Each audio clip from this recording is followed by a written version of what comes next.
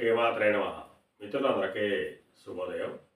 ఈరోజు శ్రీ క్రోధినామ సంవత్సర కార్తీక బహుళ అమావాస్య ఆదివారం. ఈరోజు అమావాస్య ఉదయం 11:01 వరకు ఉంది. తదుపరి మార్గశిర శుద్ధ పాడ్యమి. ఈరోజు అనురాధ నక్షత్రం మధ్యాహ్నం 2:27 వరకు ఉంది. తదుపరి జ్యేష్ఠ. ఈరోజు డిసెంబర్ 1, 2024 తేదీ ఆదివారం. ఈరోజు దుర్ముహూర్తం సాయంత్రం 3:53 లాగైతే 4:37 వరకు ఉంది. వజ్రం రాత్రి 8:23 లాగైతే 10:04 వరకు కూడా వజ్రం ఇవ్వడం జరిగింది.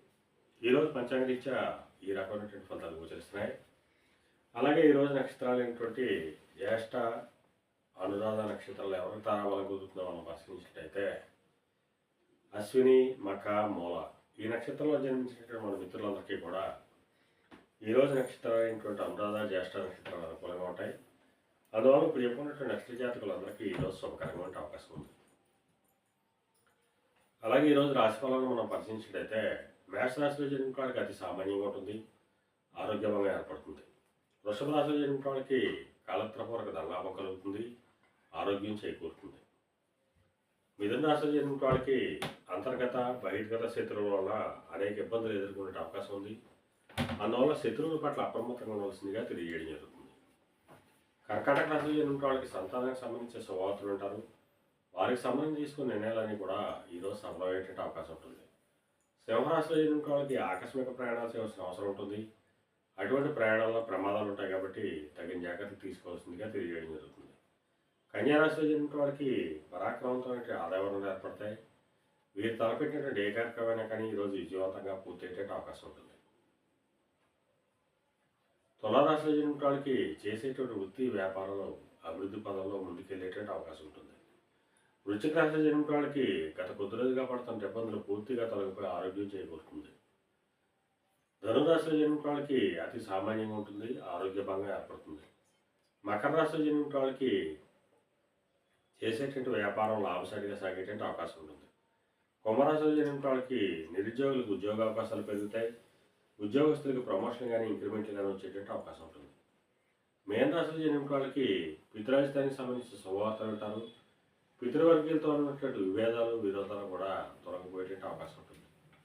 ఈరోజు ద్వాదశ రాశి ఫలితాలు ఈ రకంగా తెలియడం జరిగింది.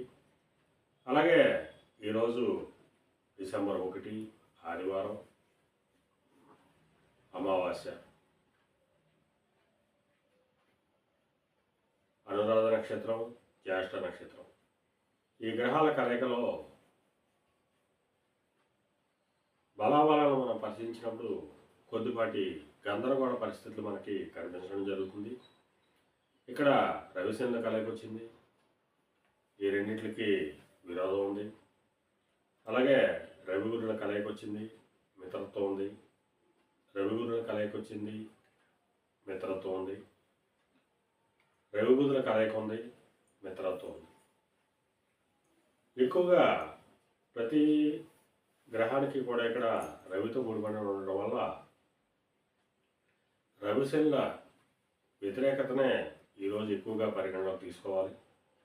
అందువల్ల ఈరోజు రాజకీయ రంగంలో ఉన్న వాళ్ళకి కానీ, సమాజంలో ఉన్నత వర్గాల్లో ఉన్న వాళ్ళకి కానీ, ఉన్నత కుటుంబాల్లో ఉన్న వాళ్ళకి కానీ కొన్ని వ్యతిరేకమైనటువంటి సంఘటనలు కలిగేటువంటి అవకాశం ఉంది. అందువల్ల ఆయా రంగంలో ఉన్నటువంటి మన మిత్రులు మిక్కిలి అప్రమత్తంగా ఉండవలసిందిగా తెలియజేయడం జరుగుతుంది. అలాగే ఆదివారం అమావాస్య రోజు మనకేదైనా నరఘోష ఉంది అని భావించినప్పుడు ఆ నరఘోష పోవడం కోసం అని చెప్పి గుమ్మడికాయని దిగదుడిచి బయట పాడవేసిన, లేదా నల్లజీడి గింజల్ని దిగదుడిచి బయట పాడవేసిన ఆ నరఘోష తగ్గేటువంటి అవకాశం ఉంటుంది. అలాగే గ్రహబలం లేక అనారోగ్యం చేసిన వారు ఆ పరమేశ్వరుడిని ఆరాధించి ఆవు పాలతో అభిషేకించి స్వామికి తెల్ల జిల్లేడు పూలతో మాలను అలంకరించినట్టయితే ఆరోగ్యం చేకూరుతుందని చెప్పి తెలియజేయడం జరుగుతుంది. శత్రుజయం కోసం ఆదివార అమావాస్య చాలా విశిష్టమైనటువంటిది. దీన్ని శత్రుజయం కోసం కొన్ని ప్రయత్నాల వల్ల సఫలం కావచ్చని చెప్పి శాస్త్రంలో తెలియజేయడం జరుగుతుంది. అలాగే మన రేపు శుభోదయం కార్యక్రమంలో మరలా కలుసుకుందాం. అంతవరకు మన మిత్రులందరికీ మరొకసారి శుభోదయం. ఇట్లు మీ పెదబాబు సిద్ధాంతి కొలల మార్గం.